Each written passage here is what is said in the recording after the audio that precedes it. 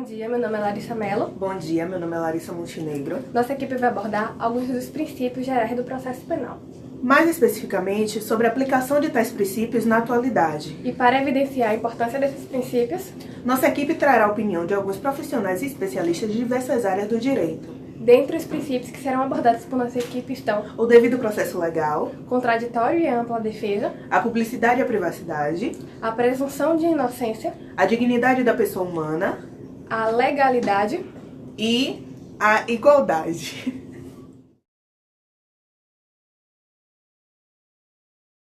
Uma grande violação ao princípio da dignidade da pessoa humana, que está linkado no artigo 5º da Constituição Federal, que diz que ninguém será submetido a tratamento desumano e desigual, que, de acordo com o CNJ, os dados alarmantes apontam uma porcentagem de 0,9% de 2.771 das penitenciárias onde possui condições desagradantes, onde põe em risco a dignidade da pessoa humana. Então, principalmente aqui no Norte e Nordeste, onde há um grande conceito ruim e negativo do país. Bom, estou aqui com o professor Daniel Lins, do curso de Direito, e ele vai falar um pouco sobre a aplicabilidade do princípio da dignidade da pessoa humana dentro das condições penitenciárias. Bom, o que é que nós podemos pensar? Primeiro, a partir do conceito. Quando nós falamos de dignidade, nós não estamos falando de um conceito antigo na história humana. Por quê? Porque as tradições antigas, elas não consideravam o indivíduo, elas consideravam mais a coletividade. Então, só a partir da modernidade é que houve uma valorização da ideia de indivíduo, da pessoa.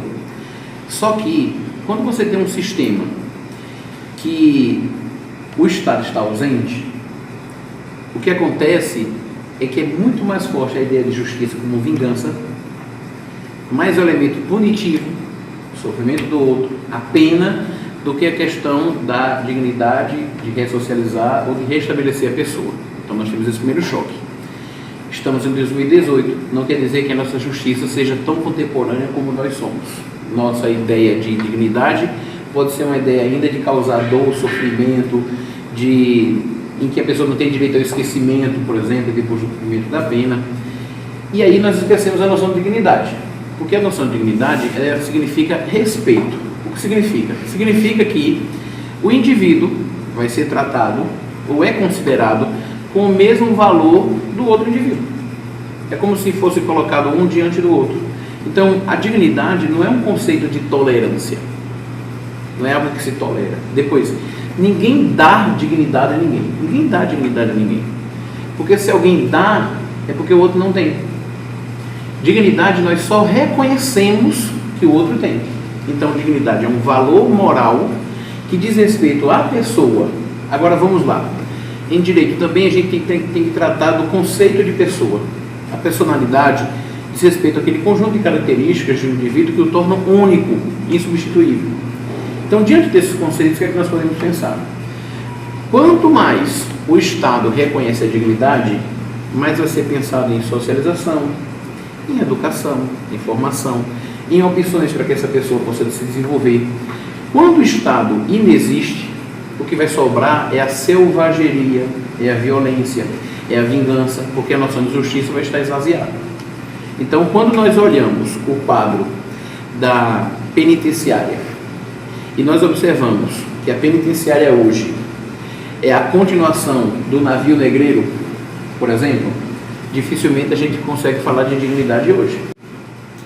Quando a gente percebe que a penitenciária, ou camburão, é uma espécie de navio negreiro, porque ela tem idade, ela tem sexo, ela tem gênero, ela tem classe social, ela tem etnia, tudo isso muito bem definido.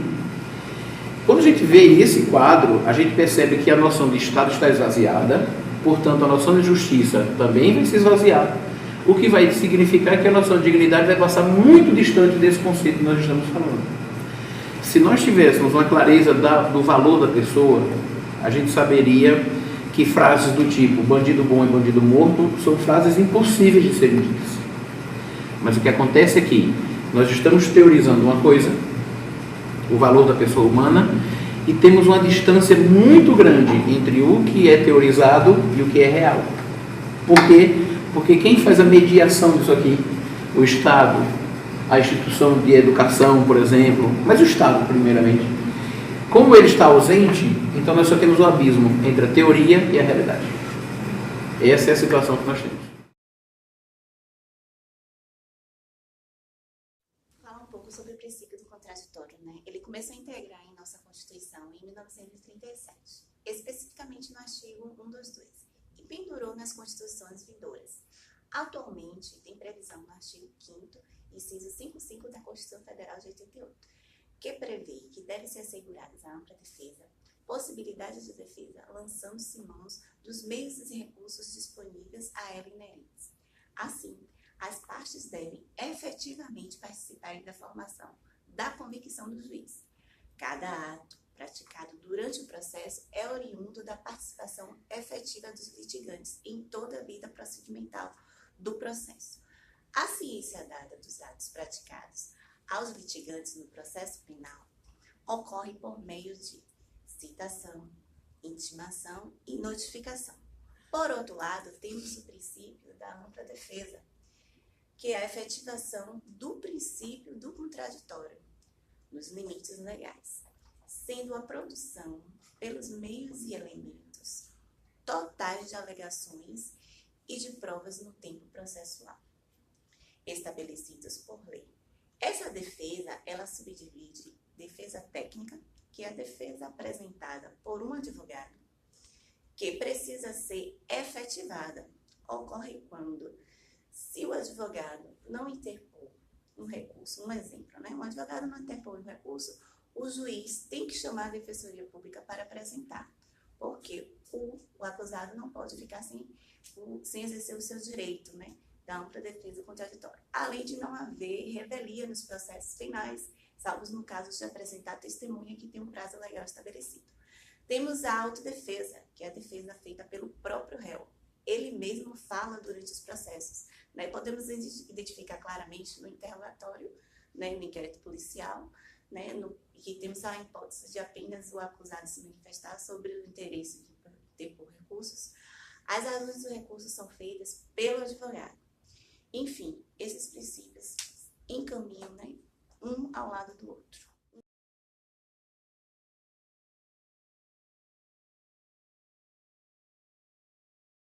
Então, vou dar continuidade à apresentação falando um pouco do princípio do devido processo legal. Princípio este que é reitor de todos os demais outros princípios constitucionais. O devido processo legal está precisamente expresso na Constituição Federal, artigo 5º, inciso 54, que diz: não será retirado os bens do indivíduo ou a sua liberdade sem um devido processo legal. Desta forma, podemos afirmar que no processo legal, na investigação processual criminal, foi efetivado, cumprido este princípio tão importante, quando todos os outros princípios estiverem presentes no andamento do feito. Assim, a doutrina diz que deste princípio decorrem todos os demais, por causa da importância de todos os princípios estarem presentes no feito. É importante salientar que este princípio se faz importante para todas as partes da instrução criminal processual, quais sejam acusado e acusador, assim como para o juiz, que precisa construir o seu grau de convicção acerca da imputabilidade de um crime. Ou seja, as partes devem se dar o direito de recorrer, de inquirir testemunha, de possuir defesa técnica, de perícia, caso seja necessário, dentre outros direitos. Assim, a gente só pode dizer, diante de tudo isso, que é possível concluir que a efetividade da justiça só estará cumprida materialmente se estiver conforme o andamento regular do processo.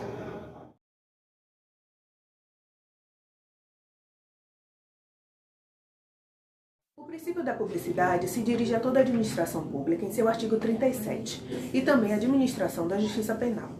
Decorrente da democracia e do sistema acusatório, o princípio processual da publicidade encontra-se guarido no artigo 5º, inciso 60 da Constituição Federal, que declara que a lei só poderá restringir a publicidade dos atos processuais quando a defesa da intimidade ou interesse social o exigirem.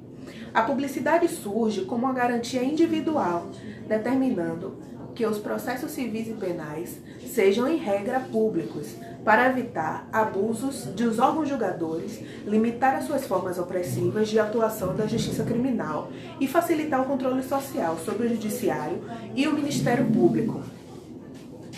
O processo penal, ele deverá ser público, salvo no que for necessário para preservar os interesses da justiça.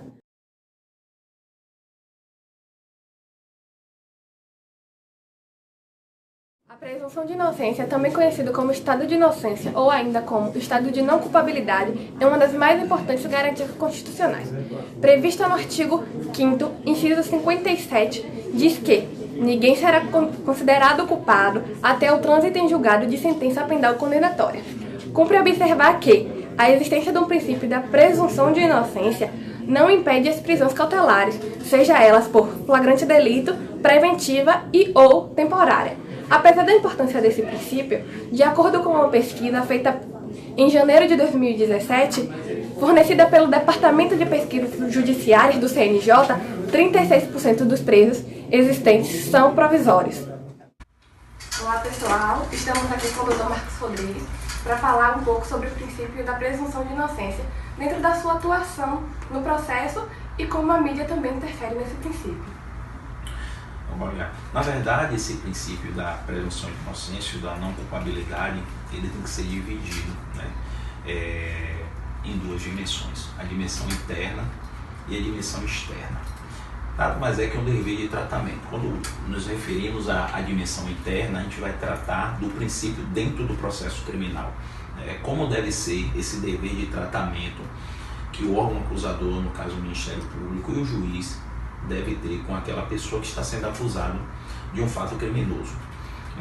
E hoje vislumbramos isso principalmente nas audiências de custódia, que esse princípio ele está sendo extirpado a todo momento. Eu já tive situações daquele suposto acusado estar sentado na audiência de custódia, ter tido praticado quando menor um ato infracional, que ter sido apreendido, e o órgão acusador ofertar o seu parecer pela prisão preventiva com fundamento da garantia da ordem pública por dizer que aquela pessoa tinha maus antecedentes, e a gente sabe que a pessoa, quando é apreendida enquanto menor, não gera antecedentes, mas de qualquer sorte indo em total desencontro. O princípio da legalidade, como está na legislação penal, diz que não há crime sem lei anterior que o defina. Desse modo, o princípio da legalidade é muito mais amplo do que a reserva legal. É como um freio à punição e o expuniente, direito de punir do Estado, tendo subdivisões como o princípio da reserva legal, significando dizer que só a lei pode estipular crimes, penas e competências, e retroatividade, a lei não alcança fatos anteriores à sua pena. Ressalte-se que as normas processuais híbridas só podem retroagir para beneficiar o réu, artigo 2º do Código de Processo Penal. Determinação taxativa, normas têm que ser mais claras e mais objetivas. E por fim, não menos importante, a proibição da analogia malam partem, ou seja, significa dizer que só pode haver aplicação da analogia em benefício do réu.